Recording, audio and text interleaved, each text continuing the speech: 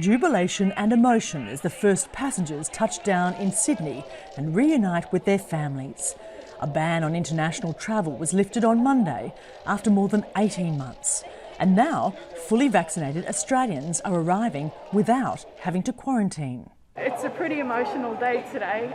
We lost my father-in-law last week, so it's happy feelings and sad feelings all at the same time, but so glad to see our family finally. Sheer gut-wrenching sadness of why I'm here, but you can't fault the fact that you're at least I'm here, so I'm so grateful for that. Tens of thousands of Australians have been stranded overseas since the government closed its borders in March last year.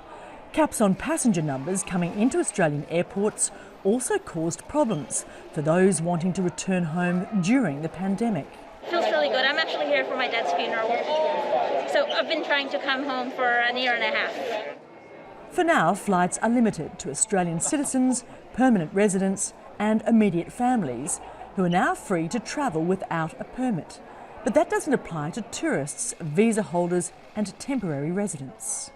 Even when Australians do get home, travel across the country is still a challenge. Quarantine restrictions still apply in states like Queensland, where I am, and the borders are still closed in Western Australia to those states and territories they consider high risk, like Victoria and New South Wales, even the ACT, which is classified as a low-risk jurisdiction.